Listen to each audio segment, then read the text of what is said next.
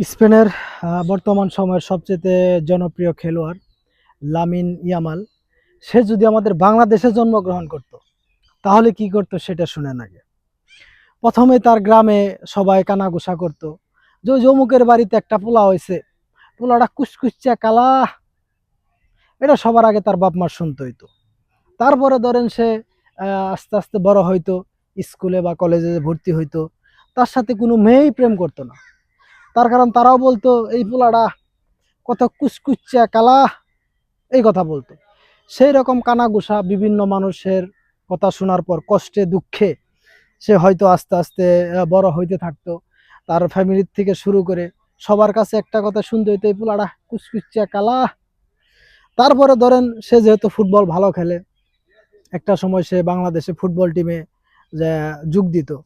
তো ফুটবল টিমে যোগ দেওয়ার পরেও তারা একটা কথাই বলতো যে এই ফুলারে তো আমাদের ফুটবল টিমে নেওয়া যাবে না, তা নিলেও কিছু টাকা পয়সা লাগবো।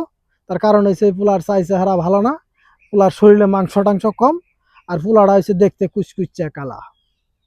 আর ধরেন যদি এই পোলাটা কোনো কিছুতে অংশগ্রহণ না করতো ফুটবলে, তাহলে হয়তো মনে করেন ধরেন গুলিস্তারের মোড়ে বা মিরপুরে কোনো জায়গায় কোনো কিছুতে ড্যান্ডি খাইতো বা এরকম করতো। বা আমাদের দেশে যদি এরা জন্মগ্রহণ করতো এদের একই অবস্থা। যেমন এনবাপ্পেও একই অবস্থা, সে তো চান্সই পাইতো না, তার কারণ সে কুচকুচ্চা কালা।